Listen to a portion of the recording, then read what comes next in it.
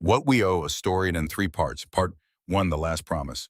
The rain came sideways across the Arizona hardpan, the kind that doesn't cool anything, just turns the dust to mud, and the mud to something that smells like the earth is bleeding. The warehouse on Sutter Road had no windows on its eastern face, just corrugated metal walls and a single bulb swinging on a wire above the concrete floor, throwing light that couldn't decide where to land. Eleanor Briggs stood in the center of that light. She was 52 years old. She had a cut above her left eye that had stopped bleeding 20 minutes ago and started again. Her leather jacket was torn at the shoulder. Her boots were planted 18 inches apart the way they teach you in the Army, when you need to be ready to move in any direction, and your body has to remember it even when your mind is somewhere else entirely. Dex Riker was on the floor in front of her. The man wasn't dead. She could see the shallow rise and fall of his chest. She could hear the wet rasp of breathing through a nose that had met the concrete at considerable speed.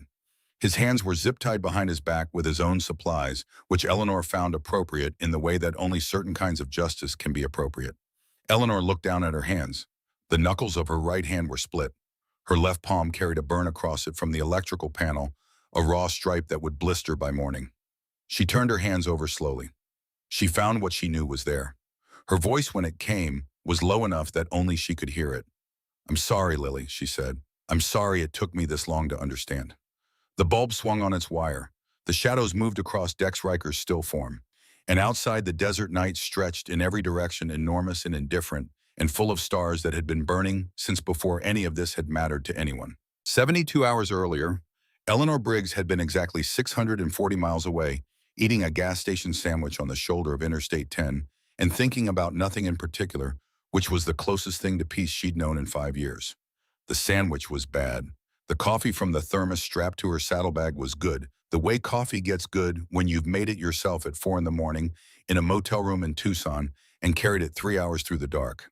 She stood beside her bike and drank and watched the sky go from black to deep purple to the bruised orange that precedes an Arizona sunrise, and for a few minutes she didn't think about Lily. Those minutes had become the measure of her days. How many she could string together before the thought returned. Behind her, 3 more Harley Davidsons were pulled off on the shoulder in a loose formation, their engines ticking as they cooled. Roe Donovan sat on the guardrail with his own sandwich in the systematic efficiency of a man who had eaten worse things in worse places. Roe was 48 gray at the temples, built from 20 years on fishing boats off the coast of Maine before he'd ever touched a motorcycle. He didn't talk much in the mornings. He didn't talk much at any time, but mornings were a particular silence with Roe. Colt Ardmore was doing push-ups on the asphalt shoulder, which he did every morning regardless of conditions. Colt was 44, the youngest of the 4, with a face that still read younger than his years, and hands that told a different story entirely. 16 years as a wildland firefighter before a knee injury had ended that, and he carried the specific restlessness of a man who'd spent his life running toward burning things and now had to find other fires. Hank Saver sat on his bike with his eyes closed and his face tilted toward the lightning sky. He was 56, the oldest after Eleanor, a former county sheriff's deputy from outside Billings, Montana, who had retired early and spent 2 years barely leaving his house before Eleanor had knocked on his door one February morning and told him she was starting something and wanted to know if he was in. Hank had asked what kind of something. Eleanor had said the kind that might get them all arrested or might do genuine good, and she wasn't certain which was more likely. Hank had taken his jacket off the hook. That had been 5 years ago. The Brotherhood writers had no website, no social media, no chapter house or dues or bylaws. What they had was a network built across 60 months in 7 states of shelters and safe houses and service providers and the right kind of law enforcement, the kind who'd gone into it because they believed in the work rather than the authority it carried. What they had was 4 people on motorcycles who showed up in places where showing up mattered, who carried the skill set of people trained to read threat and respond to it, and who had seen enough of the worst that human beings do to one another that they had decided collectively to spend whatever time remained doing the opposite. 22 women across those 5 years. 22 situations that ended differently because 4 riders on Harleys had been in the right place. Eleanor was not a woman who talked about herself as a hero. She wasn't in truth a woman who talked much about herself at all. What she knew was this: her daughter Lily had been 23 years old when a man had decided her body was something he had rights to. Lily had fought back. She had scratched his face, left DNA under her fingernails. The police came. The DNA matched. The man was charged and released on bail.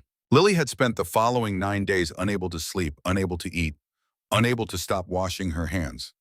On the 10th day, she had taken a bottle of pills that belonged to Eleanor's ex-husband and gone to sleep in the bathtub of her apartment in Phoenix and not woken up.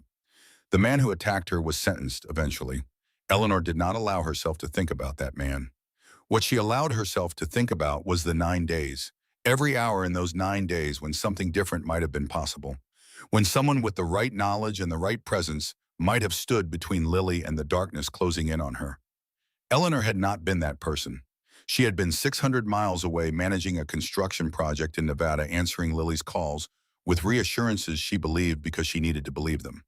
That was the weight she carried, not the anger, not the grief, though both were present. The weight was the knowledge that she had possessed everything necessary to help her daughter and had simply not been there. The brotherhood was not absolution. Eleanor was clear-eyed enough to know absolution wasn't available for some things. But it was motion, and motion was the only alternative to the stillness that had nearly swallowed her in the months after Lily's funeral. She walked back to her bike and swung her leg over. "Let's move," she said. They crossed into Redemption Falls at 6:47 in the evening, the sky still holding its last light, the town materializing from the desert scrub like something that had always been there and never committed to staying. A water tower, a grain elevator, a main street with a pharmacy and a hardware store, and a diner with a neon sign that read Lena's in red and blue letters, the apostrophe dark, the bulb burned out and never replaced. Eleanor had passed through Redemption Falls twice before. Both times it had been a waypoint, a place to fill the tank and keep moving. There was nothing about the town that should have made her slow down. Nothing that should have made her turn into the diner's parking lot instead of riding toward California. She turned in anyway. Later she would think about why. She would construct the reasonable account the tank was low. They needed food, the diner was there, all true. But they had passed 2 other places to eat in the 20 miles before Redemption Falls, and she hadn't stopped. The truth which Eleanor would not admit to anyone, including herself, for some time, was that she had seen the girl through the window as they slowed for the light on Main Street, seen the set of her shoulders, the way she carried plates across the diner floor, efficient, practiced, and underneath the efficiency so carefully contained that you'd have to be looking to see it, the exhaustion. The weight of someone carrying more than any person that age should carry. Eleanor had seen that before. She had seen it in the mirror of Lily's apartment in the last visit she'd made before Nevada, before everything. She parked the bike. The others pulled in alongside without question. That was the nature of the 4 of them after 5 years. Eleanor stopped. They stopped. Her instincts had earned that trust. The bell above the door chimed when they entered. The diner smelled like coffee and grease, and the synthetic lemon of industrial cleaner, the smell of every working diner in America. 4 booths, 5 stools at the counter, a pass-through window to the kitchen. A man in his late 50s behind the register, fleshy through the jaw, hair combed too carefully, wearing a shirt that had once been white. He looked up when the 4 of them came in, and something moved across his face that Eleanor cataloged automatically. Not surprise. Not the ordinary merchant's welcome. Calculation. Garrett Pruitt, she didn't know his name yet. She just knew the expression. An older woman was wiping down the far end of the counter. 67 maybe, with the face that weather and years make, rather than worry, hands thick and capable, moving with the confidence of someone who had done this job in this place for a very long time. She looked at the 4 riders and her expression was direct and without agenda.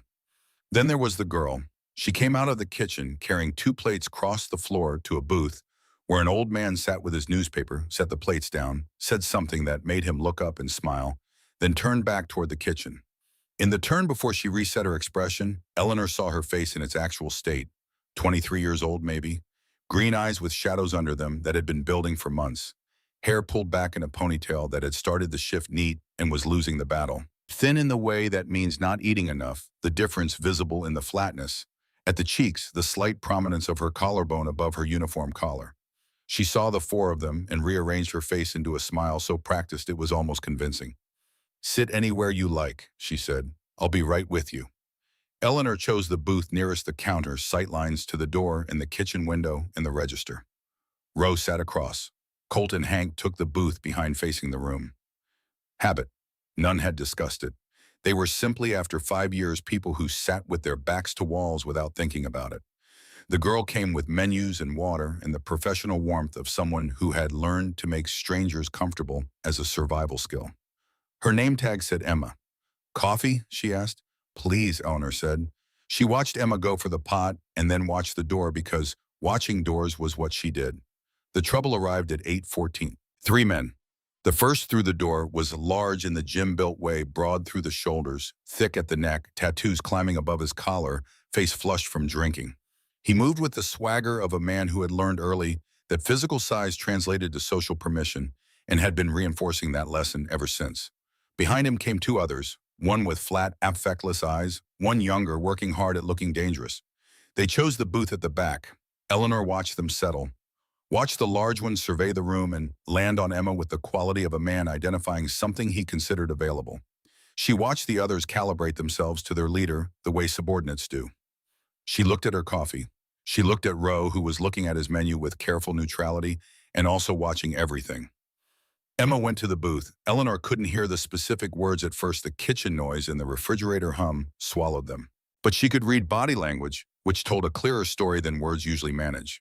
She watched Emma's posture change when she reached the booth, the slight stiffening of someone walking into an unsafe space. She watched the large man say something that tightened Emma's grip on her notepad. Then distinctly across the diner, one word reached her. It landed in the room like something thrown hard. Emma's face went carefully blank, the blankness of someone who has learned that showing a reaction costs more than absorbing the blow. She turned toward the kitchen.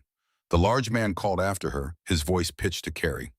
Roe had put his menu down. Colt in the booth behind had gone still in the particular way he went still before he moved, the stillness of a man who has run toward fires and knows when to start running. Hank was watching the booth with the steady attention of a former deputy who has processed this kind of scene before. Eleanor said quietly, "Not yet." They waited. Emma carried the coffees to the booth on a tray. Eleanor watched her set them down, watched the large man's hands shoot out and close around her wrist before she could step back. She watched Emma pull. He held on. She watched Emma say something controlled and watched the man respond, his thumb moving across the inside of her wrist in a gesture that had nothing innocent about it.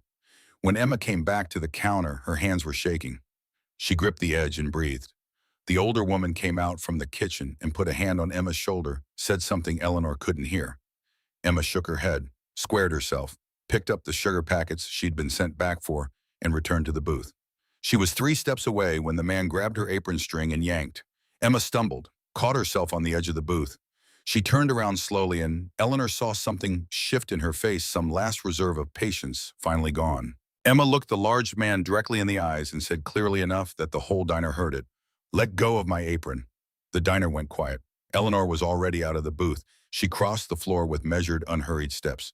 Not running, not charging, moving with the deliberateness that communicates to anyone watching that the person moving has been in worse rooms than this and has already done the math. She was 5'8" and compact gray-streaked hair, pulled back a scar along her left jaw from something that had happened long before any of this. She did not look like someone to dismiss. Most people on close inspection did not dismiss her.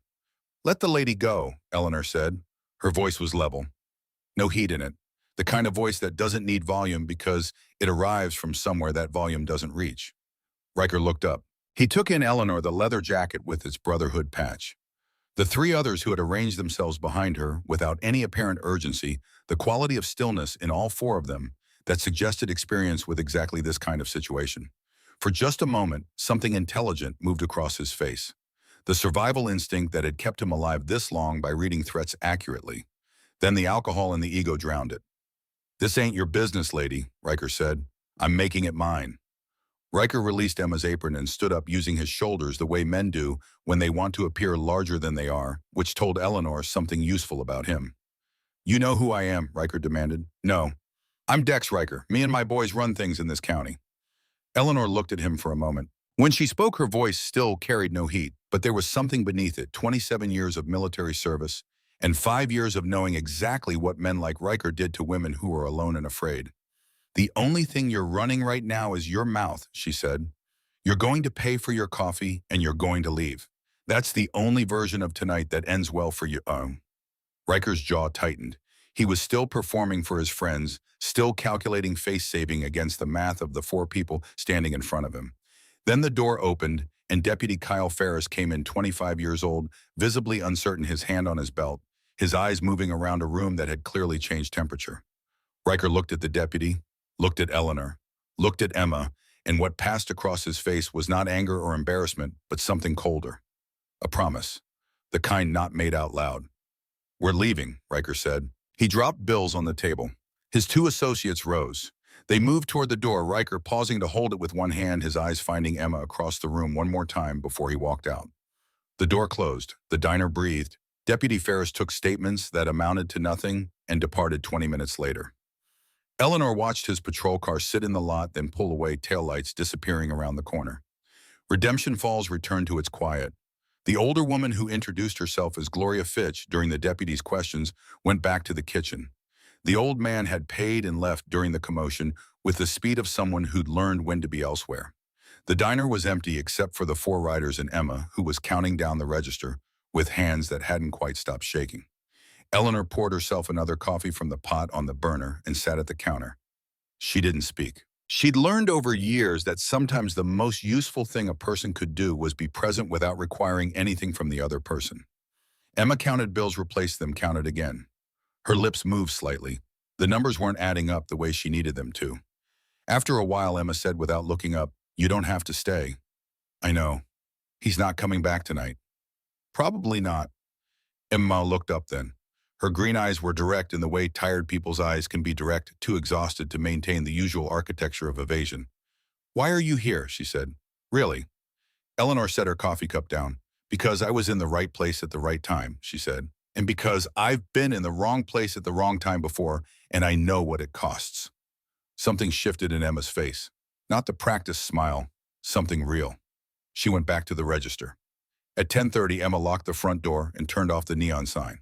Gloria said goodnight, gave Eleanor a look that contained complicated information, and went out the back. Emma wiped down the last tables with the automatism of someone who has done this hundreds of times, her mind somewhere else entirely. Somewhere on the number she'd been counting toward all night. Eleanor helped carry the chairs up onto the tables without being asked. She didn't make a thing of it. She just picked up a chair and set it up, and then the next one, and Emma watched her for a moment and then continued with her side of the room. When the last chair was up and the lights were down to the exit signs, Emma put on her jacket and they went out the back into the parking lot. The night was warm and dry and full of stars, the Milky Way, a clear sweep from one horizon to the other. Ro, Colt, and Hank were on their bikes, not talking, waiting. That was the nature of it. You waited.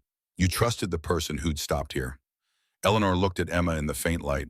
"He's going to come back," she said. "Men like Riker always do. And when he does, he won't be drunk and performing. He'll be organized and angry." "I know." "Then you need to know some things he doesn't expect you to know." Emma tilted her head. "Like what?" "Like how to make him regret getting close to you." It wasn't what Emma had expected. Eleanor could see the recalculation happening.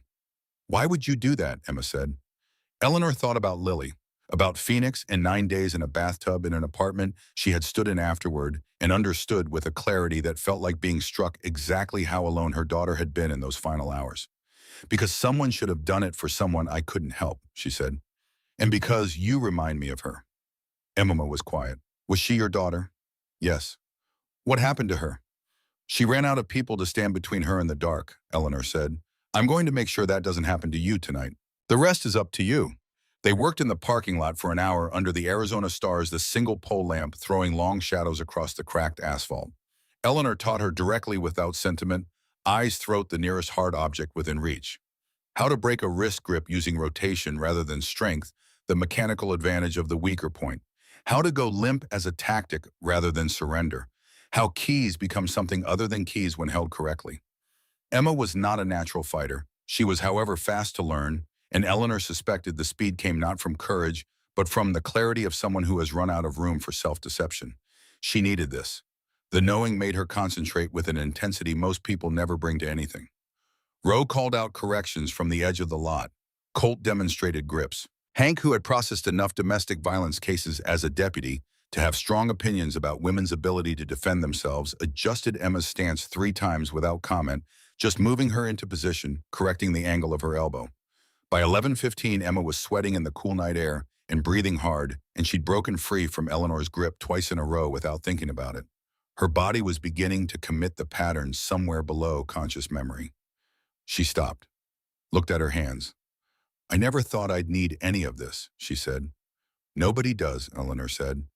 Until they do. She looked at the sky.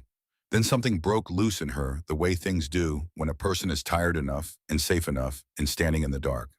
She told Eleanor. Not all at once, but the shape of it. Her mother Diane, stage 4, the oncologist's latest scan and what the scan showed.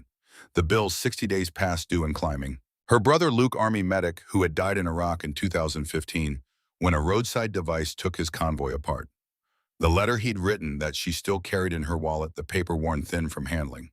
The nursing school she'd been one semester from finishing when the phone call came. The $2,440 she needed by Friday and didn't have. Eleanor listened the way she'd learned to listen, with the whole of her attention, the way that communicates to the speaker that what they're saying is landing somewhere real. When Emma finished, the night was very quiet. Eleanor reached into her jacket and took out her wallet. No, Emma said immediately. You haven't seen what it is yet. I don't take charity. It's not charity, Eleanor said. It's payment. For what?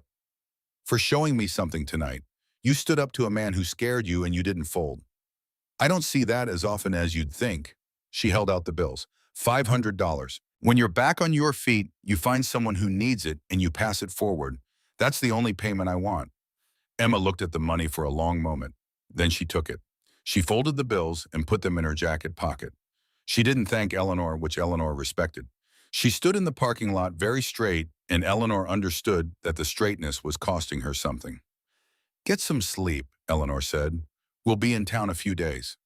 Emma nodded, started toward her car, the old Honda Civic with the cracked windshield and an engine that sounded like it needed more than it was getting. She stopped, turned back. You never said why you were really doing this, she said. The whole of it. Eleanor was quiet for a moment. Because I made a promise at a graveside 5 years ago, she said. And I haven't figured out yet how many times I need to keep it before it starts to mean something.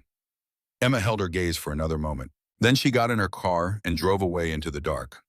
Eleanor stood in the empty lot and watched the taillights go. Behind her, Rose said, We staying, people? Yeah, Eleanor said. We're staying. She was still standing there when Gloria Fitch came back. She hadn't heard her return. Gloria came around the corner of the diner on foot, which meant she'd parked somewhere else, which meant she'd planned this. She was 67 years old, and she moved with the care of someone whose joints had developed opinions, but her eyes were alert, and her face was set with the expression of someone who has been carrying something heavy for a long time and has decided to put it down. You're not just passing through, Gloria said, not a question. No. What are you? Eleanor considered it. People who show up, she said, when showing up matters. Gloria studied her. Then she looked past her at the 3 men on the bikes, watching with quiet attention, and whatever she saw confirmed something she'd been deciding. There's something you need to know, Gloria said, about Garrett, about why he does what he does. Eleanor said nothing. She waited. Gloria crossed her arms, bracing against a weight she was about to lift. He had a daughter, she said. Nora. She was 19 years old. Smart girl, always wanting something better than what this town could give her. Dex Riker told her about a job. Good money, legitimate work, so he said. She needed the money. She went. She paused. She didn't come back. Not home. Not anywhere anyone could find her. She's dead, Eleanor said. No. Gloria said it with a certainty that surprised. That's what everyone assumed, what the sheriff at the time chose to believe, because deciding otherwise meant having to do something about it. But Garrett knows she's alive. He knows because they told him. Riker's people. They told him she was alive and she'd stay that way as long as he cooperated. Kept his mouth shut. Kept this place open. Kept sending them what they needed. The parking lot was very quiet. How long? Eleanor said. 5 years. 5 years of Garrett doing whatever they ask. 5 years of watching what happens in his own diner and saying nothing and hating himself and telling himself it's for Nora. Gloria exhaled slowly. 26 girls, near as I can figure. Over 5 years. Girls who came through this town without anyone to miss them quickly, or so they thought. Girls offered something that sounded like hope and turned out to be a trap with Garrett Pruitt's name on the bait. Eleanor was silent for a long moment. She thought about Garrett at the register, the calculation in his eyes when the Brotherhood had walked in. She had read it as something mercenary. Now she understood it as something worse and more complicated, the expression of a man who had been selling pieces of his soul for 5 years to pay a ransom that never came due and never forgave. She thought about what it meant to be that man, about what she herself might have become if Lily had been taken rather than lost. If there had been a number to call, a price to pay, a chance, however terrible, that her daughter was still alive somewhere. She understood Garrett Pruitt in a way that frightened her. "He knows where she is," Eleanor said. "I think so, or close enough." "Why are you telling me this?" Gloria looked at her steadily. "Because Garrett's been waiting 5 years for someone to walk through that door who might actually do something. And I think tonight he got his wish. And because that girl," she nodded in the direction Emma's car had gone, "doesn't know what she's walking into. And she deserves better than to be the 27th. The words settled in the parking lot and stayed there. 27th. Eleanor looked up at the Arizona sky. The Milky Way stretched overhead, ancient and magnificent. She breathed in the night air, the desert smell, the far suggestion of rain. She thought about a graveside in Phoenix 5 years ago, and the promise she'd made to a headstone in the early morning dark. She turned back to Gloria. "Is there a motel in this town?" 3 miles east on Route 9, the Sundown Motor Lodge. Clean, and Diane, who runs it, doesn't ask questions. Eleanor looked at Roe, at Colt, at Hank, at the three people who had followed her across 7 states in 22 situations on nothing more than trust in the shared conviction that motion was better than stillness. "Get rooms," she said. "We're not leaving Redemption Falls." Roe looked at her. "For how long?" "Until this is finished." Nobody asked what this was. Eleanor took out her phone. 11:47 p.m. Wednesday. 72 hours from now, she would be standing in a warehouse with her hands covered in blood and Dex Riker on the floor in front of her. But that was 72 hours away. Tonight she had a man to talk to. She walked back toward the diner, toward the light still burning in Garrett Pruitt's office window, toward the beginning of the thing that had to be done. Behind her, the Brotherhood followed. That was what they did. Part 2. The weight of knowing. The light in Garrett Pruitt's office window was still burning at midnight. Eleanor could see it from the parking lot, a thin yellow rectangle against the dark bulk of the diner's rear wall, the light of a man who can't sleep and has stopped pretending he's going to. She told the others to go ahead to the motel. Roe looked at her for a moment, then nodded. Colt and Hank followed without comment. 3 Harleys pulled out of the lot and disappeared down Route 9, and Eleanor stood alone in the dark and with the sound of the desert settling around her. She knocked on the back door, a long pause, then a chair scraping back, then footsteps slow and heavy. The door opened and Garrett Pruitt stood there in the yellow light, his shirt untucked, his face showing everything it had been hiding all evening, now that there was no register to stand behind, no customer to perform normalcy for. He was 58 years old and he looked older. Not in the way that physical work ages a person, which makes people look solid and honestly used. He looked older in the way that guilt ages people, hollowing them from the inside and leaving the exterior standing like a building whose structure has been quietly compromised, still upright, but no longer trustworthy. He looked at Eleanor. He didn't seem surprised. "I figured you'd come," Garrett said. "Gloria told me about Nora." Garrett closed his eyes briefly, opened them. "I know, I heard you talking through the window." He stepped back. "You might as well come in." The office was small, barely room for a desk, 2 chairs and a filing cabinet that hadn't been organized in years. A photograph was tacked to the wall above the desk, its edges soft from the humidity and grease that softened everything in a working kitchen. A girl, 19 with Garrett's jaw and lighter eyes, caught mid-laugh the photo taken a split second before the laugh completed itself, so she was forever on the edge of something joyful. Eleanor looked at the photograph. "Nora," she said, "her high school graduation, June 2019, 3 months before she left." They sat down. Garrett produced a bottle of bourbon and 2 glasses, not quite clean enough to deserve the name, but adequate for the purpose. He poured without asking. Eleanor wrapped her hand around the glass and left it there. "Tell me," she said. He told her. He spoke for 40 minutes, and the telling was clearly something that had been building pressure for 5 years, something that had found no adequate outlet in all that time, no confessional, no therapist's couch, no sympathetic ear, that wasn't also somehow implicated. He spoke with the quality of a man releasing something from behind a dam, uneven in its flow, sometimes fast and sometimes agonizingly slow, circling back on itself, stopping to look at the floor before going on. Nora had been 19. She had wanted out of Redemption Falls the way every bright kid wants out of every small town, not because the town was terrible, but because she was bigger than what it could hold.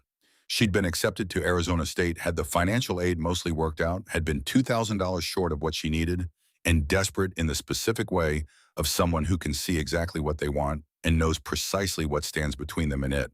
Dex Riker had come into the diner on a Thursday afternoon in September. He had been charming, apparently something he was capable of when it served him. He overheard Nora talking to a friend about the money situation and mentioned casually that he knew someone who hired people for private events. Good money professional, nothing sketchy. If she was interested, he could pass her number along. She had said yes. Of course she had. She was 19 and $2,000 short of her future. That had been September 14, 2019. Garrett remembered the date the way a person remembers the date their life divides into before and after. She'd called him from the bar on the way to the address Riker had given her. Said the neighborhood looked odd, but the pay was real. She'd checked. Said she'd call when she got there. She didn't call.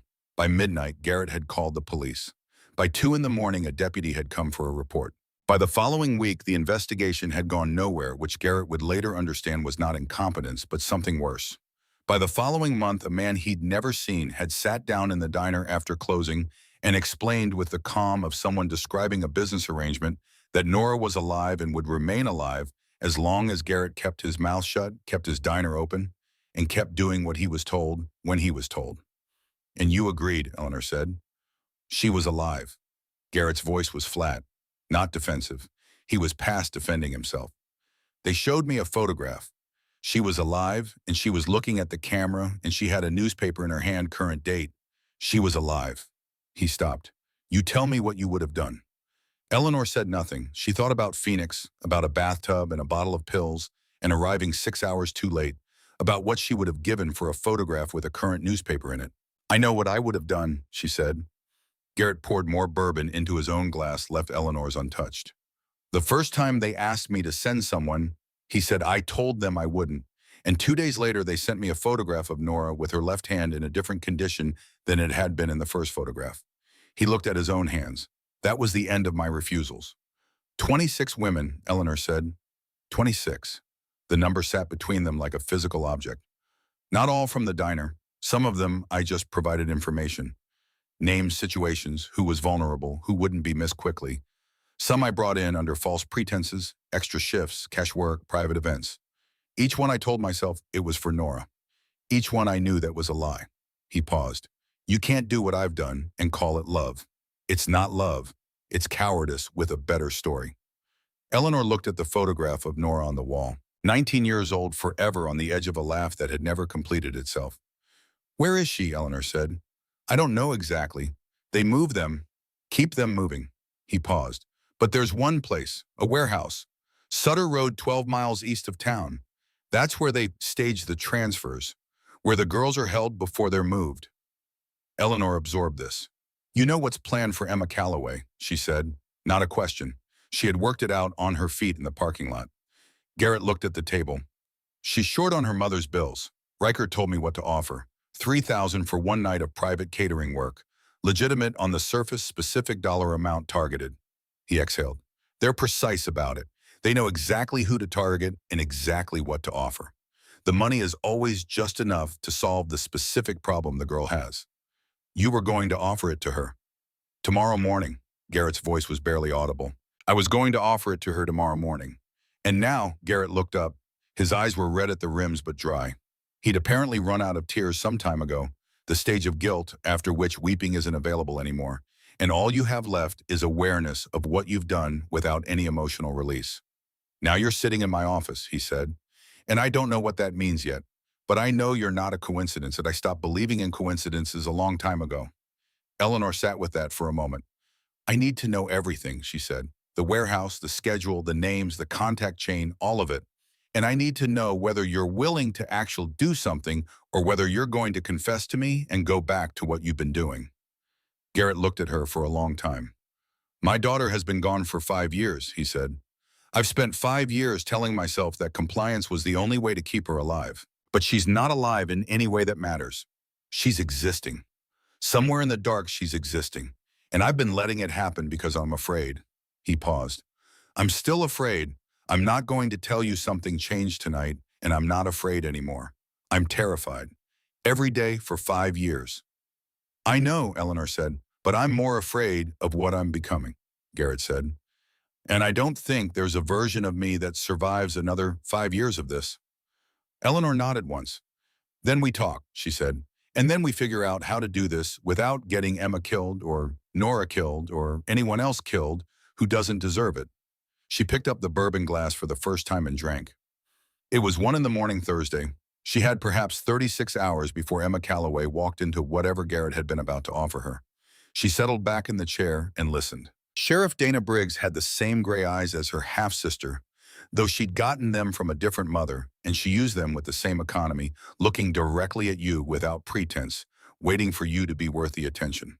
She found Eleanor the next morning at the Sundown Motor Lodge, knocked on the door of room 6 at 8:30 a.m., and when Eleanor opened it, she was standing in the parking lot in her uniform, hands at her sides, expression carefully neutral.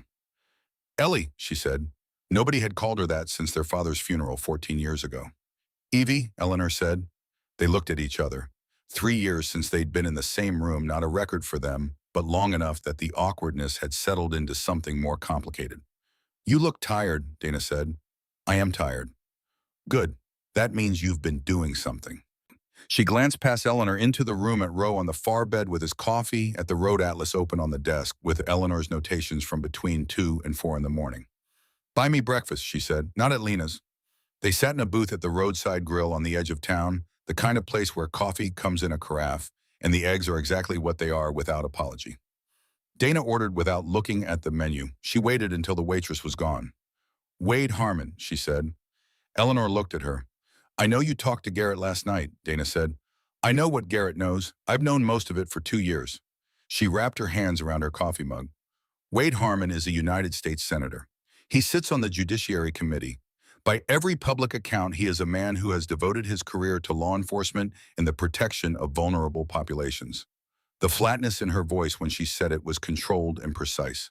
"He is also the primary financial architect of a human trafficking operation that has moved an estimated 200 women through this corridor in the past 6 years."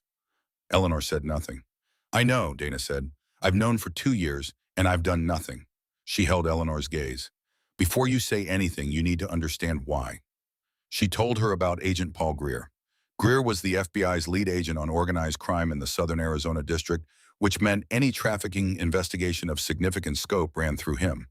51 years old, 30 years of service, an impeccable reputation to anyone who hadn't looked at it from the right angle.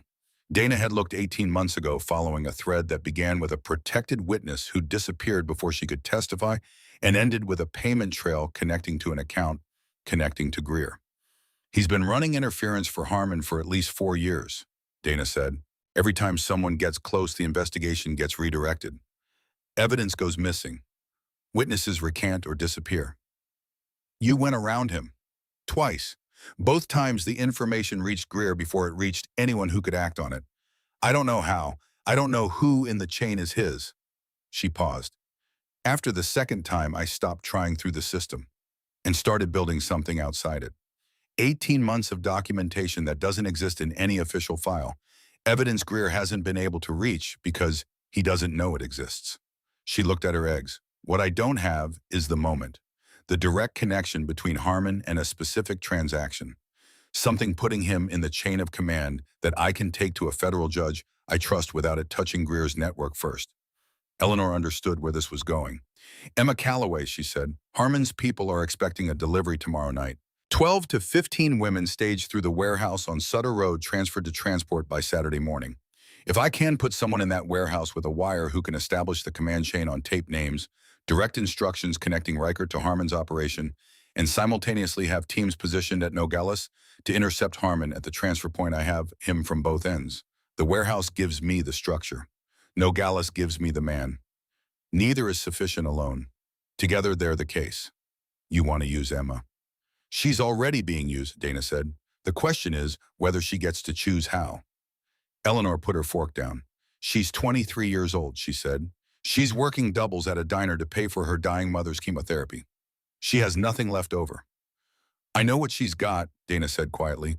"I also know she stood up to Dex Riker last night in a room full of people who were watching and said nothing. I know she's been carrying a situation that would have broken most people, and she's still upright." She paused. "I'm not pretending this is without risk. I'm telling you it may be the only path. If something goes wrong in that warehouse, I'll have teams at every exit. If Greer finds out about the wire, he won't. Nothing about this goes through official channels until we're ready to move. If Harmon doesn't show at Nogales, he will. He always attends the large transfers. Control. He needs to see it. She said it with a quality in her voice that made clear she understood exactly what it cost her to say it that way. Eleanor sat back. She looked at her half-sister across the table at the woman who had gone into law enforcement because their father had, and because she truly believed in the thing before enough time passed and the thing showed her its underside. She'd seen the underside. She was still there. That said something about Dana Briggs that Eleanor found herself respecting with a new intensity. "I need to talk to Emma," she said. "I know. She makes the choice. I don't make it for her." "Agreed. And if she says no, we find another way." Dana nodded. "If she says no, we find another way." Eleanor looked out the window at the bright Arizona morning, at the highway that went east and west and could take any of them anywhere that wasn't here.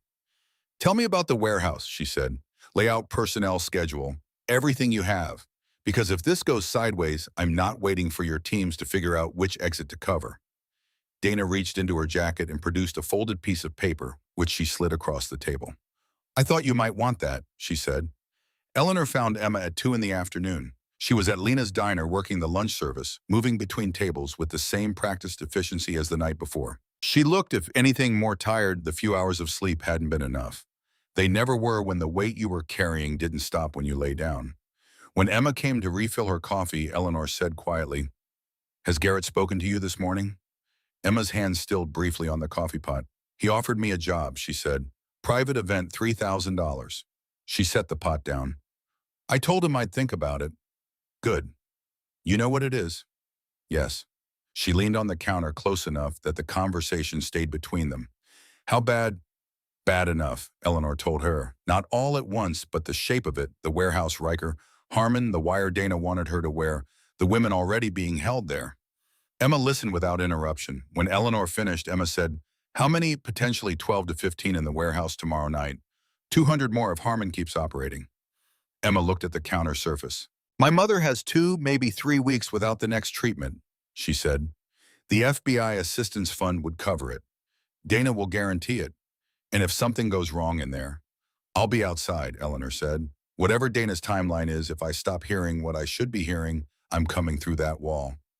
Emma looked at her. "That's not actually reassuring." "I know. I'm not going to lie to you about what this is." Emma was quiet for a long moment. "My brother Luke," she said, "used to say the hardest part of his job wasn't the danger. It was the choosing. He said every morning in theater he'd have to choose whether he was going to be the kind of person who ran toward the thing or the kind who found a reason to wait. He said the choice got easier with practice, but it never got easy." She paused. "He made the choice 100 times. And then one time the wrong vehicle was in front of him, and that was the end of the choosing." Eleanor didn't say anything. "I don't want to end up like Luke," Emma said. "I want to finish my nursing degree and take care of my mother and live some version of a normal life." She looked up. "But I also don't want to be the kind of person who knew and didn't do anything." "Those are both true things," Eleanor said. "They don't cancel each other out." "No," Emma said, "they don't." She straightened up, picked up the coffee pot. "Tell your sister I'll do it," she said. "Tell her I want to know every detail of what I'm walking into, and I want to talk to her myself before I agree to anything." She looked at Eleanor steadily. "And tell her that if this goes wrong and I don't make it out, someone needs to make sure my mother's bills are covered regardless." "I'll make sure of it personally," Eleanor said. "You have my word." Emma held her gaze. Then she refilled the coffee and moved down the counter to the next customer. Eleanor sat with her hands wrapped around the mug. She thought about 26 women. About Nora Pruitt's photograph forever on the edge of a laugh. About what Garrett had said about cowardice wearing the face of love. She thought about her own face in a mirror and how long it had been since she'd recognized what she saw there. She didn't sleep that night. This was not unusual. Sleep had been a negotiation since the Army and a lost cause since Lily's, something she achieved occasionally by exhausting herself past the point where her mind could sustain its own machinery.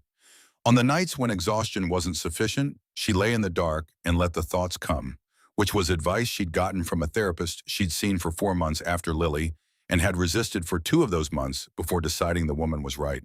The thoughts that came on this particular night were familiar in their outlines but sharper than usual.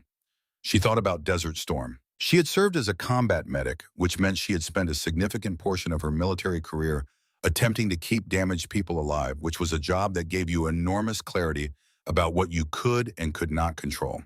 She thought about a soldier named Corporal Dennis Whitfield on a road outside Kuwait City, 1991, and a vehicle door that had jammed in 14 seconds that turned out to be the difference between the thing that happened and the thing that might have happened. She had carried Dennis Whitfield for 33 years. She would carry him until she ran out of days. She thought about Lily. She had been thinking about Lily all her life in one form or another, from the moment Lily was born, and Eleanor had understood what it was to have a person who needed you to be better than you'd managed to be.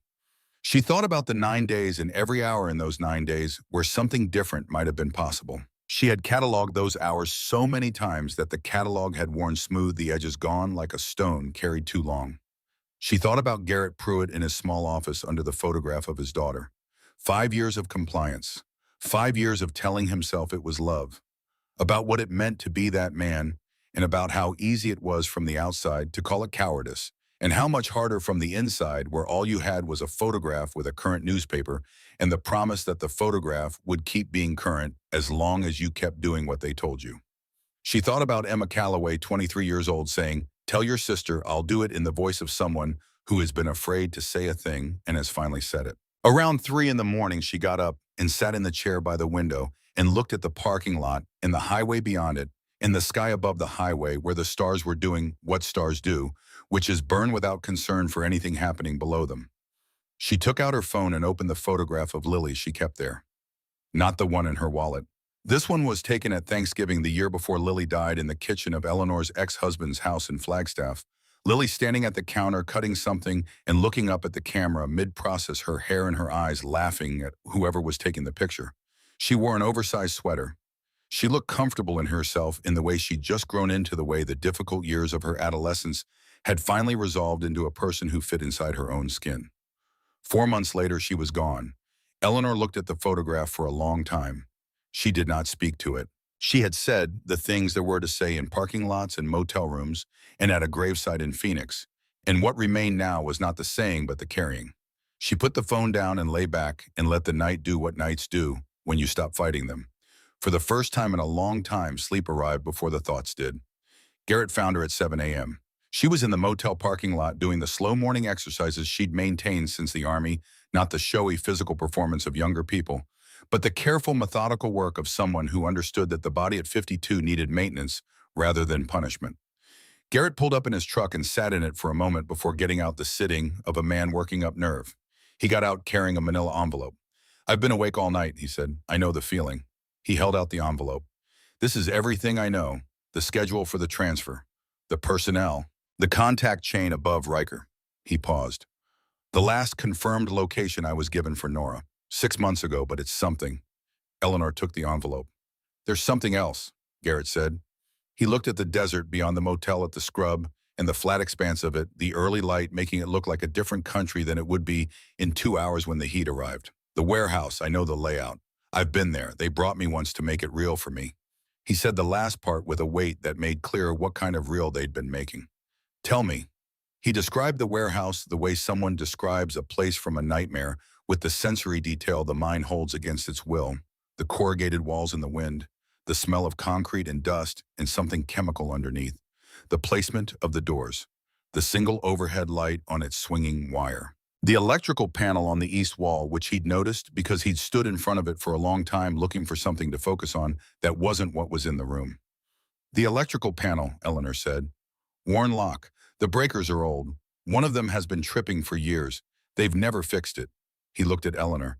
"I don't know why I'm telling you that." "I do," Eleanor said. She thought about what she would do with that information. Darkness is a tactical resource. The 18 seconds of advantage that the right person with the right knowledge could manufacture from a single breaker. Her medic's training in anatomy, she knew what 18 seconds of complete disorientation did to a threat response. She put the envelope under her arm. "There's something I need to tell you," she said. Garrett looked at her. "What I'm about to say is going to be hard to hear," Eleanor said. "And I need you to hear it without falling apart because I need you functional for what comes next." Garrett nodded once.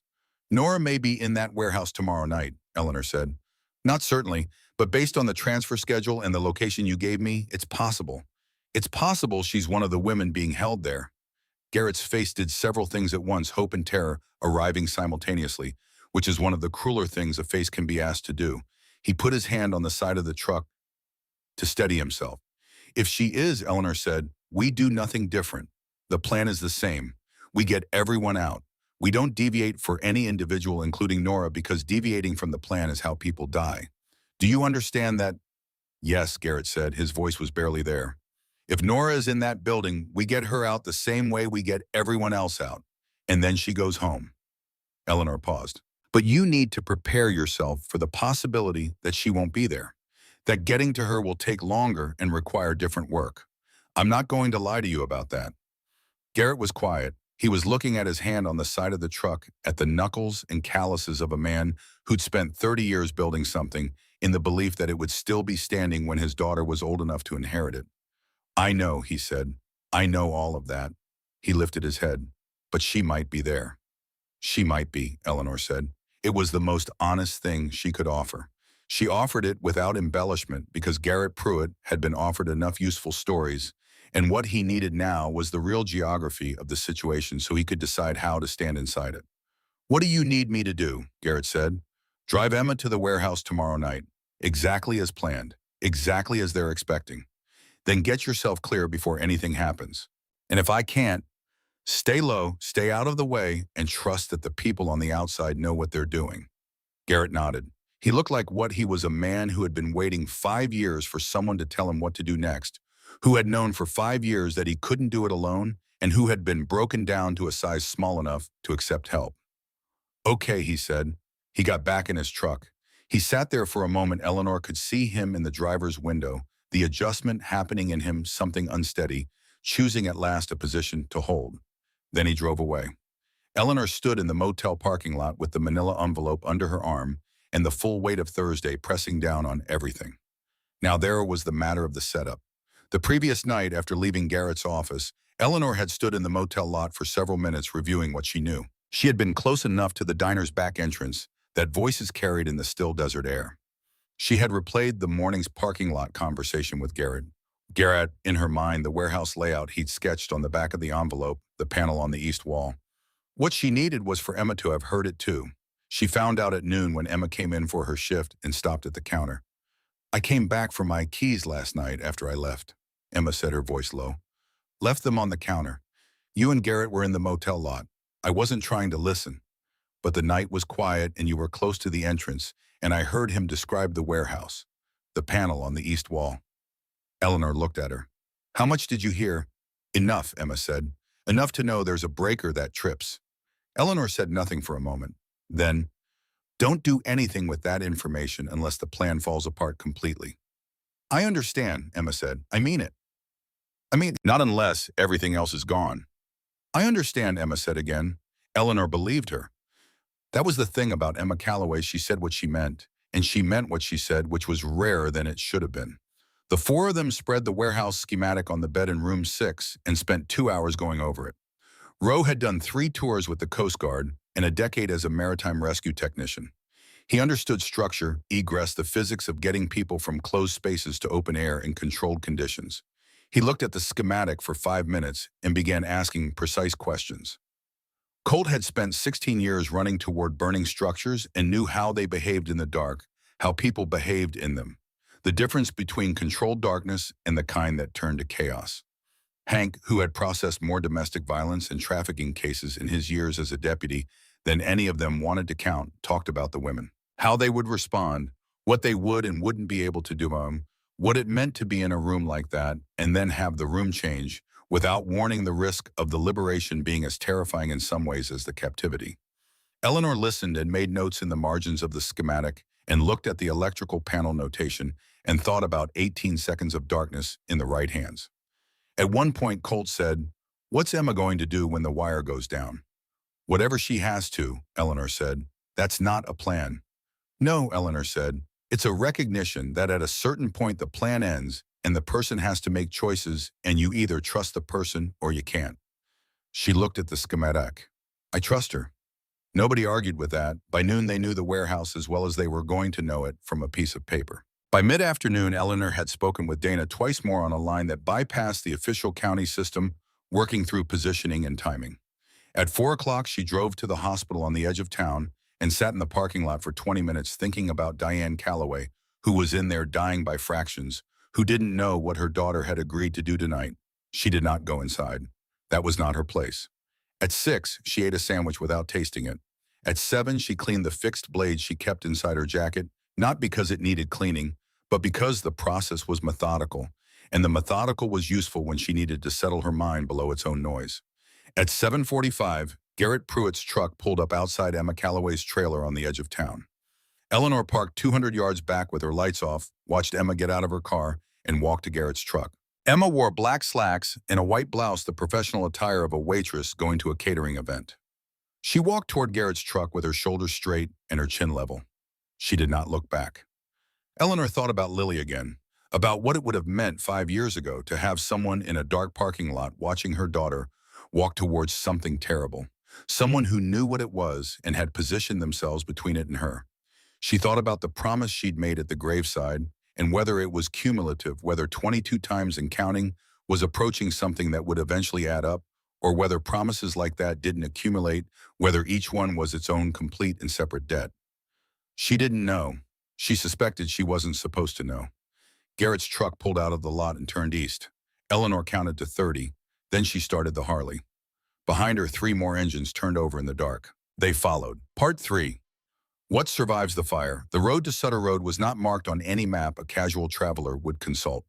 It branched off Route 9 where the highway made a long, slow curve east. And if you didn't know to look for the turnoff, you would miss it completely. The road itself was dirt and gravel wide enough for a single vehicle scrub, pressing in close on both sides. The kind of desert growth that looks sparse until you're inside it, and understand it has no intention of letting you pass easily. Eleanor killed her headlight half a mile back and rode the rest of the way on the residual glow of Garrett's taillights ahead, far enough back to remain invisible, close enough to see the warehouse when it appeared a dark rectangular mass against the slightly lighter sky corrugated metal walls, catching no light because there was no light to catch. A single bulb burned above a side door, painting a small yellow rectangle on the gravel. That was all.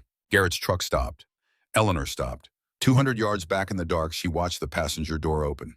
Emma got out. She stood for a moment beside the truck, and Eleanor was too far away to read. Her face could only read her posture. She was straight, contained.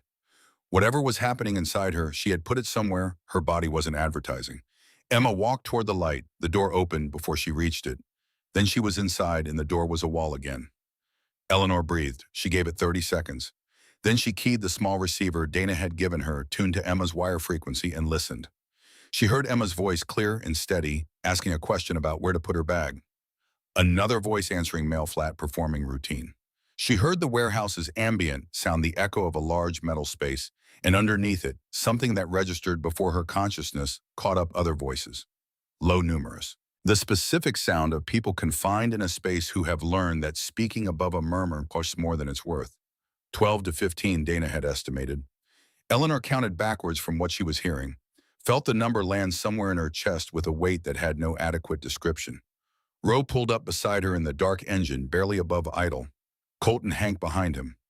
Eleanor held up one hand. Wait. She listened. For 4 minutes and 30 seconds, Emma moved through the warehouse doing exactly what she'd been told. Moving, speaking, establishing the audio trail that Dana needed.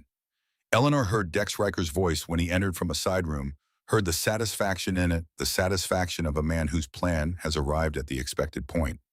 She heard Emma respond, measured, careful, not performing fear, but not concealing it either, because concealing it entirely would have been its own kind of tell. Emma sounded like what she was, a person doing something frightening because they had decided it needed doing. Then Eleanor heard a shift, a change in the room's quality. Movement, the kind that precedes something. Then Riker's voice close to the wire with a different quality. Then a tearing sound. Then silence on the frequency. Eleanor was moving before the silence completed itself. She did not explain. She did not need to. Roe, Colt, and Hank had been listening on their own receivers, and they moved with her, 4 bikes accelerating across the gravel, with lights still off, the darkness working for them now the way it works for anyone who knows how to use it. She keyed Dana's channel. Wire is down. We're going in. Dana's voice came back, immediately, controlled but fast. Teams are not in position. You need to give me 8 minutes. I don't have 8 minutes. Ellie, get your teams moving, Evie, whatever position they're in. She cut the channel. The warehouse was 200 yards. then 100. The yellow bulb above the side door was close enough to read by, and Eleanor was reading the door, reading the hardware, reading the chain and padlock run through the exterior handles without particular care. She pulled the bike sideways and was off it before it stopped moving. Hank was behind her with the bolt cutters they kept in his right saddlebag, the ones that had been through 11 of their 22 situations, and he had the chain cut and the door open in the time it took Eleanor to cross the last 10 yards to the wall. The door swung inward. Eleanor went through. The warehouse was exactly what Garrett had described, large enough that the single overhead bulb did almost nothing useful, throwing a circle of yellow in the center and leaving the perimeter in a darkness that eyes needed time to adjust to. Time was the one resource Eleanor did not have. She had another resource. She knew where the electrical panel was. East wall, 20 feet from the northeast corner. Old breakers, worn lock. Eleanor went left along the wall, using it as her reference, counting her steps. She was peripherally aware of the room's contents figures seated against the far wall, zip ties at the wrist, tape across the mouths, wide eyes tracking her through the dark, the quality of terrified hope that a room develops when something unexpected enters it. She was aware of Riker's voice somewhere in the center, loud now, processing the intrusion with the anger of a man whose plan has been disrupted. She was aware of Emma somewhere in the room, not where Riker's voice was coming from, which meant she'd moved, which meant she was using what the darkness offered. She found the panel. The lock was standard older, the kind that had been on things long enough that the keyway had oxidized and the body was showing the fatigue of metal through too many seasons. Eleanor hit it once with the butt of the bolt cutters sharply on the lower corner, the mechanical weak point where stress concentrates when the body is torqued rather than pulled. The lock opened. She swung the panel door back, found the main breaker by touch, the largest handle, the one at the top. She pulled it. The warehouse went dark. Not dim, not reduced. Completely, absolutely dark, the kind that city people forget exists, the kind the desert produces when there is no moon, and the stars are not enough, and the single artificial light source has been removed. The kind of dark that is its own active element that changes what a space is, rather than simply changing how much of it you can see. For 2 seconds, the room was silent with the shock of it. Then it erupted. Eleanor was already moving toward where Riker's voice had been, working from sound rather than sight, her hand on the wall, stepping around the shapes of things she could feel rather than see. She heard the women against the far wall, some making sounds that weren't quite words. The sounds of people whose situation was changed without explanation and who don't yet know if the change is better or worse. She heard Riker shouting at his men, heard the movement of feet going in multiple directions. From somewhere across the warehouse, a crash. Then the specific thump of a human body meeting the floor. Then silence from that direction. She's moving, Eleanor thought. Good. She found the first of Riker's men by sound, by the controlled breathing of someone trying to be quiet and not managing it. Eleanor crossed the last 3 feet with her hand out, found the man's collar, and that was enough. 30 seconds later, the man was on the ground with Roe's zip tie at his wrists. Roe had come through the door behind Eleanor, and his eyes adjusted to darkness faster than anyone Eleanor had ever worked alongside. Colt went through the far side of the room. Hank went for the women against the wall, moving carefully, speaking quietly, saying the same things he'd said in 11 other situations to women in the same position. I'm here to help you. You're safe. We are getting you out. Then 3 flashlights cut through the darkness from Eleanor, Roe, and Colt, and the darkness became fractured, a room full of moving light and shadow. Eleanor swept her beam across the warehouse floor. She found Riker. He was on one knee near the center, his hand pressed to the side of his face where it had met something hard and moving. His other hand was moving toward his waistband with the slow deliberateness of someone angry enough to stop calculating consequences. Eleanor's beam found the gun, and then Emma stepped into the light. She had come from the direction of the electrical panel side of the room. She had been moving in the dark toward the same wall Eleanor had moved along, and she had found at some point in those 2 minutes of darkness a length of steel rebar on the warehouse floor. About 24 inches of it, rusted and solid. She had found it the way people find things in the dark when their hands know what they're looking for before their mind has finished asking. She hit Riker's gun hand, hard enough that the gun went left and skittered across the concrete, coming to rest against the far wall 10 feet away. Riker made a sound that had nothing to do with his public persona, the raw, involuntary response of small bones restructured without warning. Riker turned toward her. Emma drove the rebar into the soft point beneath his jaw. Not the killing force, but the specific measured force of someone who has been told exactly where to apply pressure to end a thing rather than permanently end the person causing it. Eleanor had taught her this in the parking lot at Lena's diner. And Emma had practiced it 3 times, and her body had filed it somewhere below conscious memory. Riker went down. He stayed down. Emma stood over him, breathing hard, the rebar at her side, her white blouse torn at the shoulder where someone had grabbed her. Her face was cut above the left eye.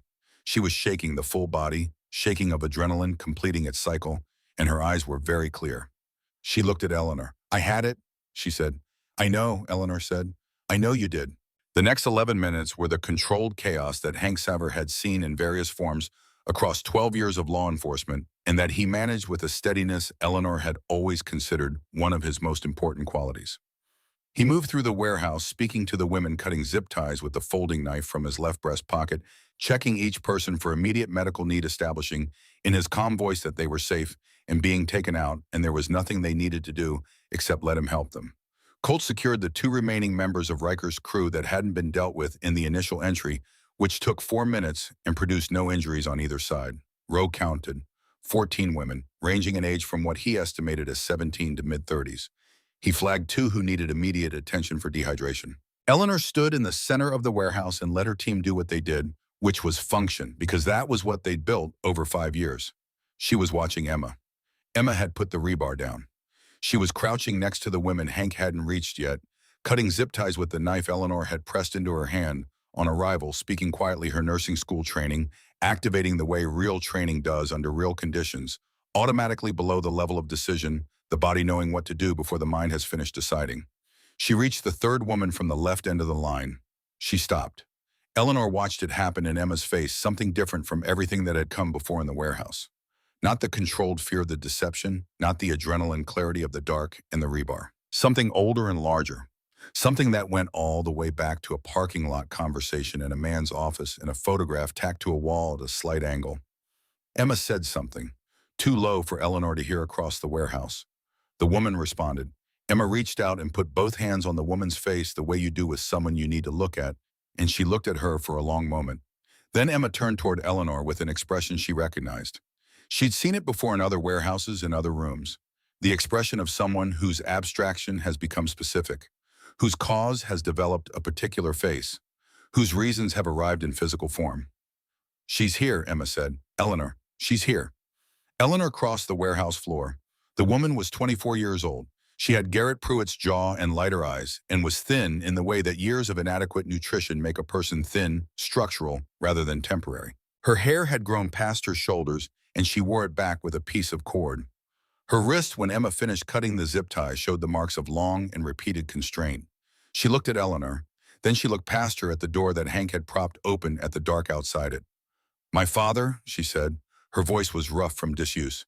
"Is he outside?" "He's outside," Eleanor said. "He has been outside this building in one way or another for a very long time trying to get to you." Nora Pruitt looked at the open door. Then she stood up slowly, her body relearning the mechanics of standing freely, and walked toward the light. Dana's teams arrived 7 minutes later. 4 vehicles, lights, and sirens.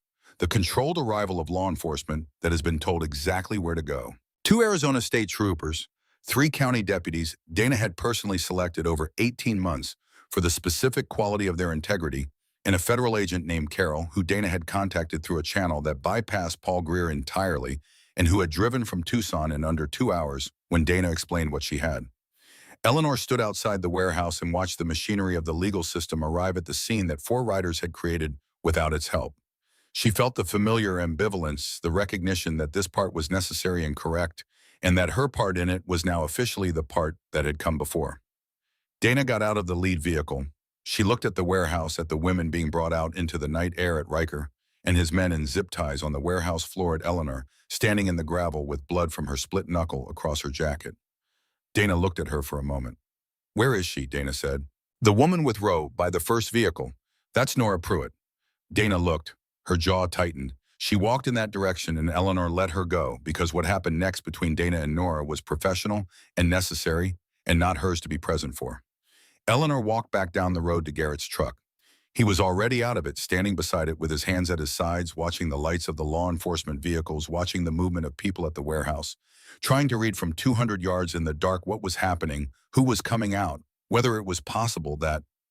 Eleanor stopped in front of him. "She's out," she said.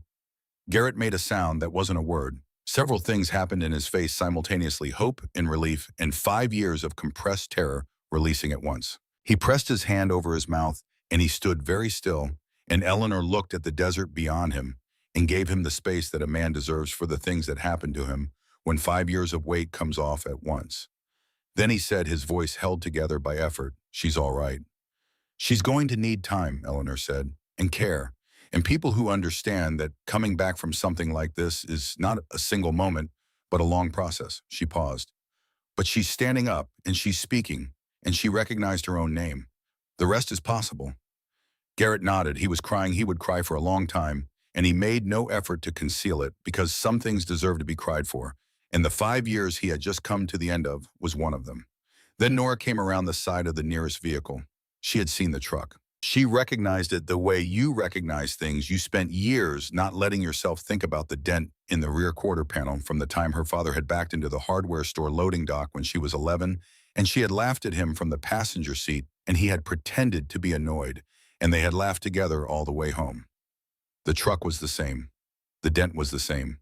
She stopped 10 feet from him. Garrett turned. Neither of them moved. The space between them held the accumulated weight of 5 years of not being able to cross it, and crossing it now required something that neither of them had words for, and both of them had in excess. Garrett crossed it first. He covered the 10 feet without any elegance, without the careful deliberateness of a man managing his own collapse, and Nora met him halfway. What happened when they reached each other was not something Eleanor looked at directly, because some things are not for witnesses, because some things belong entirely to the people inside them.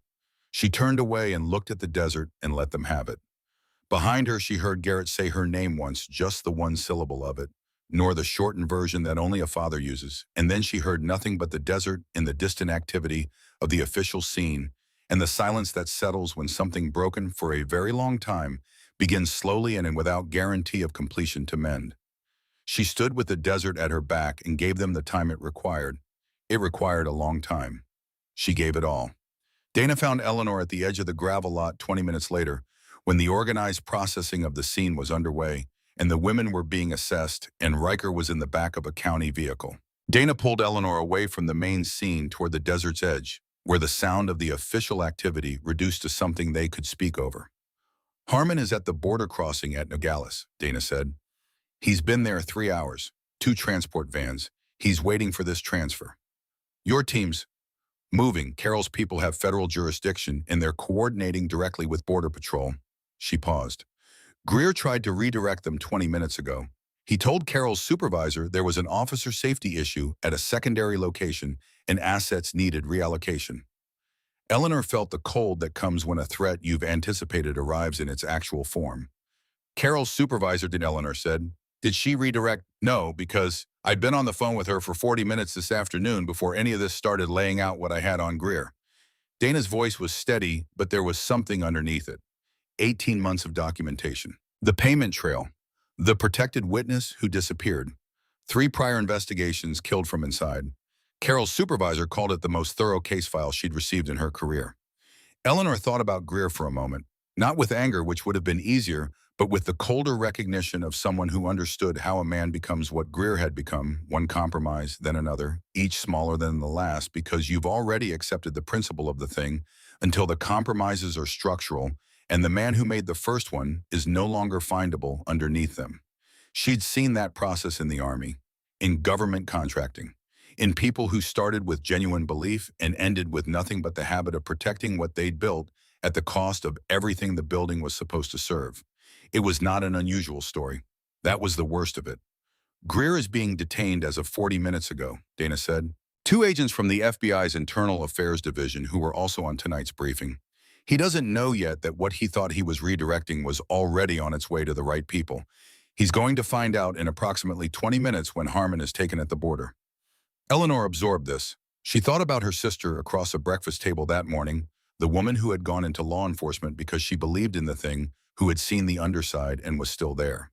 She understood Dana Briggs differently now, standing in the dark outside a warehouse in the Arizona desert.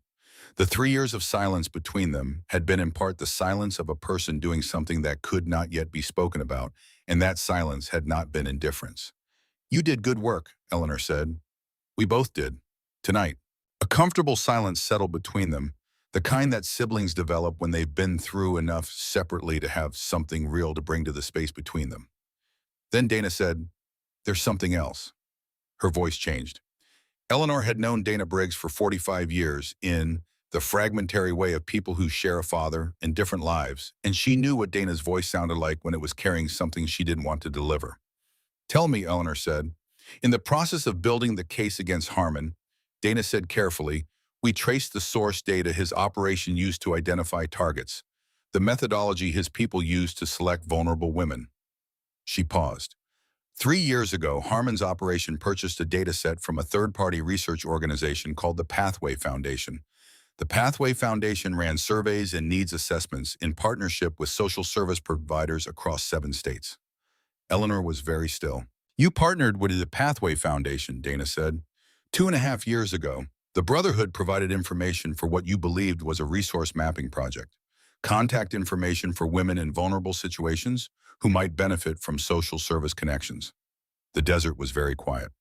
"The Pathway Foundation was a front," Dana said. "The data they collected went to Harmon. The data you provided was part of that collection." She stopped. "We've identified 43 women who were targeted using information that originated in part from data the Brotherhood contributed to that survey. Not all 43 were successfully taken, but 17 of them were." Eleanor stood in the Arizona dark with the corrugated walls of the warehouse behind her and the stars overhead doing what stars do. 17. She had spent 5 years trying to build something that moved people from danger towards safety. She had believed with the conviction of a woman who needs to believe in something or stop getting up in the morning that the work was unambiguously good. 17 women. She didn't speak for a long time. When she did, her voice was level, not because she felt a level, but because she had decided it would be, because the level was not denial, but the specific discipline of a person who understands that collapse is a luxury available to those with no further obligations. "Were any of the 17 in that warehouse tonight?" she said. "We believe 3 of them may have been yes." She looked at the warehouse, at the light coming from the propped open door, at the shapes of people moving inside the organized response of people doing their jobs, helping the women who needed help, building the record that would take Wade Harmon to a federal court and keep him there for the rest of his productive years. She thought about what it meant to do good and harm simultaneously without knowing you're doing the harm, which is different from doing harm knowingly, but not as different as you would want it to be. She thought about Corporal Whitfield on a road outside Kuwait City, about the 9 days, about Lily's apartment in the hour after. She thought about the weight a person accumulates when she lives long enough and tries hard enough to matter, and about the fact that weight does not get lighter with good intentions, and about whether that was something you could eventually make peace with, or whether it was simply the condition of being someone who kept trying. She didn't know. She found standing in the desert in the dark that she didn't know, and that the not knowing was something she would have to carry, and that she was going to carry it anyway. "Okay," she said. Dana looked at her. "Okay," she said again. "I need to know everything you know about the Pathway Foundation. The full list, every name, every person they reached through data that came from us." She paused. "Whatever can still be fixed, we fix it. Whatever can't be fixed, we acknowledge and we don't run from it." She looked at her sister. "And then we figure out how to do the work without making that mistake again." Dana was quiet for a moment. "You're not going to fall apart," she said. "Not tonight," Eleanor said. "Maybe later, but not tonight." Dana put her hand briefly on Eleanor's arm, the gesture of a sibling rather than a sheriff. Then she went back to the scene, and Eleanor stood alone at the edge of the desert for a while longer, just standing in the dark, just breathing. It was what the desert required sometimes. Just standing in it until it had finished with you. Garrett Pruitt's statement to the federal investigators lasted 4 hours. He gave it voluntarily completely, with Nora sitting in the next room, drinking water that she kept having to be reminded was safe and unlimited and hers to have as much of as she wanted. He named every name he knew. He traced every transaction.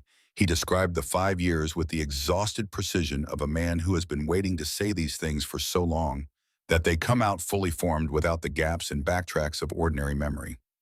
In return for his cooperation, the federal prosecution recommended a substantially reduced sentence. Eleanor was not present for this negotiation and would not have participated if she had been. That was the province of lawyers and the legal machinery that existed to make exactly these distinctions. Her job was something else, the thing that happened before the machinery arrived, the conditions in which the machinery could function. She understood her job very specifically. She had learned over 5 years not to expand it beyond what it was. Emma called at 4 in the morning from the hospital. She was in the emergency department having her ribs examined, a precaution Dana had insisted on after the warehouse. 3 ribs were cracked, a mild concussion, burns across both wrists from the electrical panel. Emma had grabbed a length of copper wire from the junction box and used the current to melt through her zip tie in the dark. It had worked. It had hurt enormously. "How's your mother?" Eleanor asked. "Asleep," Emma said. "They moved her to a better room this morning. Dana's people came through on the insurance. She starts the trial treatment on Monday." "Good." "Eleanor." "Yeah. When the wire went down and I knew the plan was gone, I went for the panel.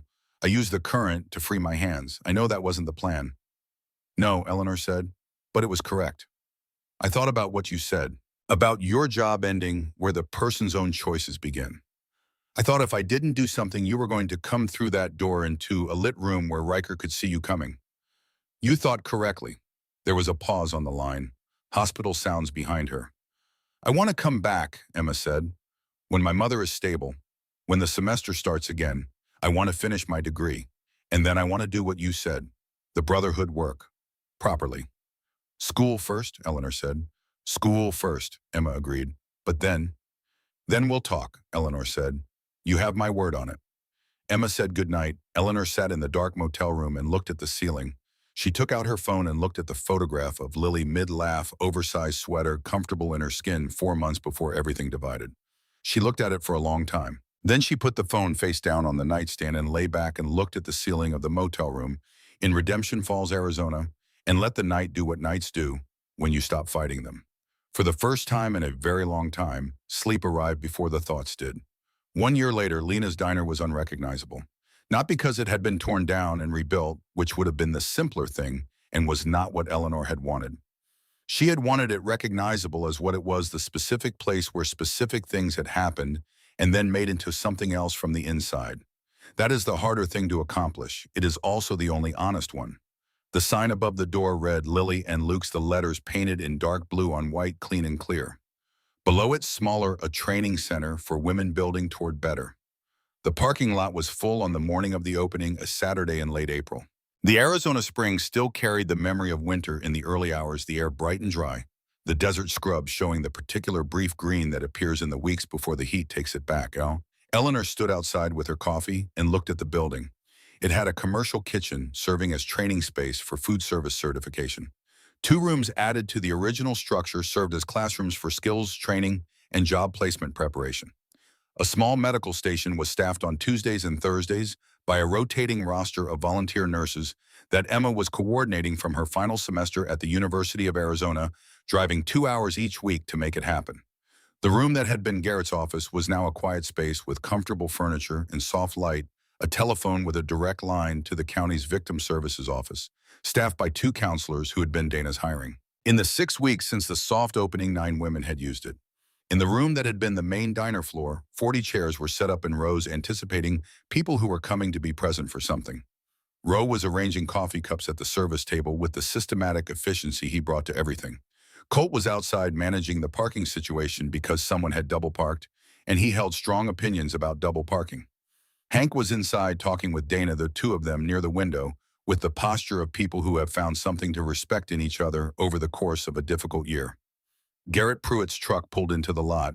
He was out on supervised release, restricted to the county, but permitted to work. He had a job at the hardware store on Main Street, which the owner had offered because the owner was 63 years old and had lived in Redemption Falls his whole life, and understood without being told that people are made of everything they've been through, and not only the worst thing they've done.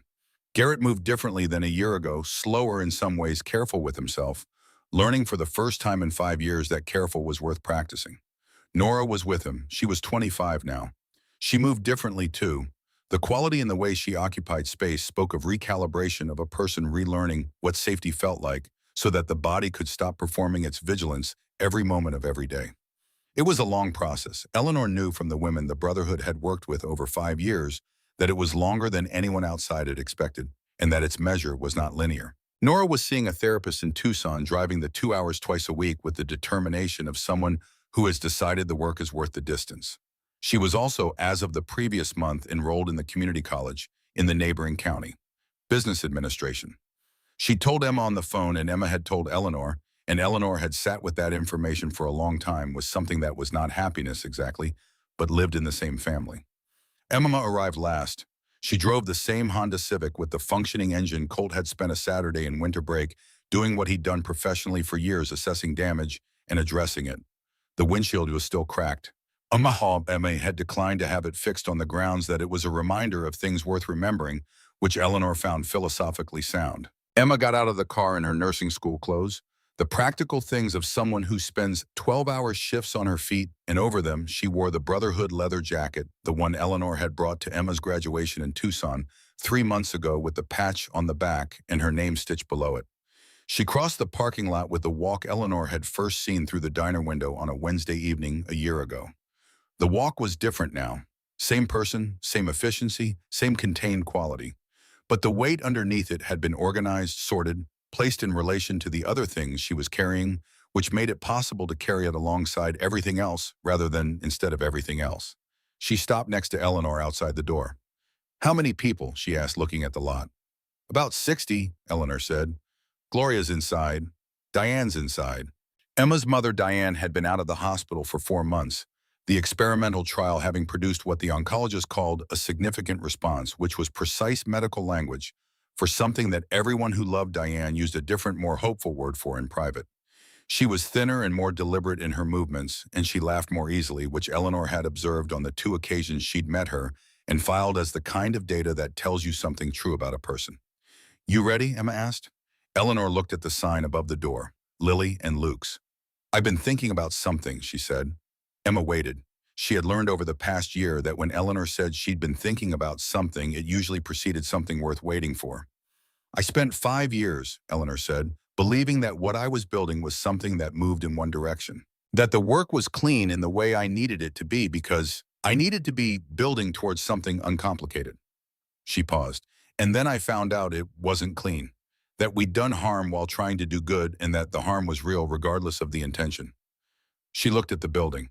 "I've been asking myself whether that changes what we're doing, whether it disqualifies the work, whether you can keep trying to build something when the building has already had cracks in it that you didn't see."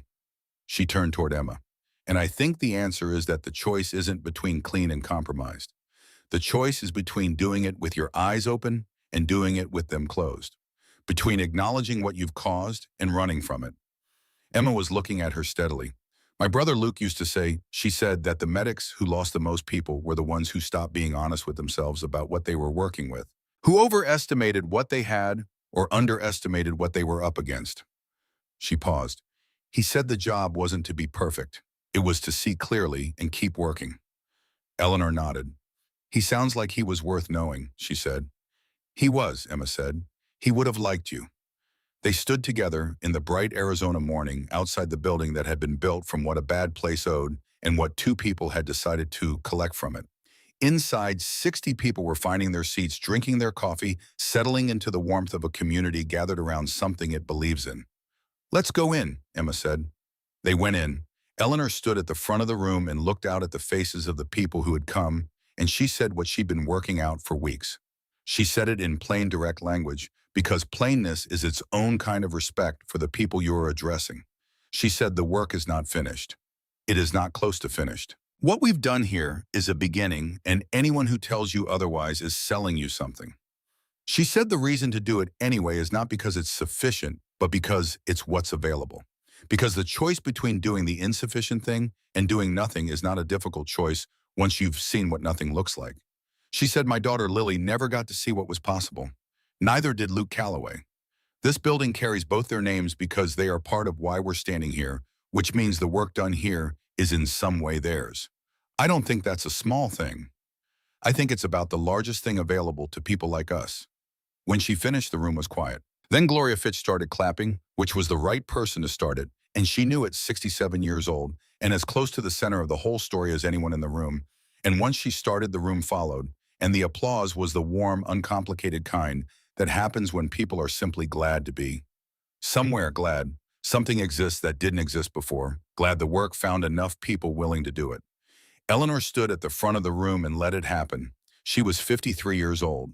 She had a scar along her left jaw from a thing that had happened before any of this, and her hands showed the work of decades. And she had in her wallet a photograph of a girl who was forever on the edge of a laugh that never quite completed itself, and she would carry that photograph until the last day of her carrying anything. She looked at Emma across the room, and Emma was looking back at her, and what passed between them in that look was the specific understanding of two people who have been through something together that cannot be adequately translated for anyone who wasn't there, but that has left both of them, at the end of it, more clearly themselves than they were at the beginning. She thought about Garrett in the lot outside, standing carefully in the sunlight, with Nora beside him, his hand at his side in case she wanted to take it, and not in her way in case she didn't. She thought about Dana inside now, talking to one of the counselors she had hired, doing what Dana did, which was building systems that would function after she was done building them. She thought about Roe and Colt and Hank, three people who had followed her across 7 states in 22 situations, and were here now in this parking lot on a Saturday morning in April, because this was where the work had brought them. Outside, the Arizona spring was doing what it does before the heat arrives. The desert was briefly and probably green. The sky was the blue that makes promises it can't keep past June. The motorcycles sat in the parking lot in a row chrome, catching the morning light patient in the way of things built to go distances. There were more distances ahead. There always were. That was the whole of the promise made and kept again, one road at a time. One woman at a time. One warehouse, one parking lot, one name stitched in silver thread at a time, adding up to something that might never be sufficient and was worth doing anyway. Eleanor Briggs had learned over 53 years in one graveside promise that worth doing anyway was the most honest thing available to a person. She intended to keep finding out how far it could take her. The answer, she suspected, was further than she could see from here. That was the whole point of roads.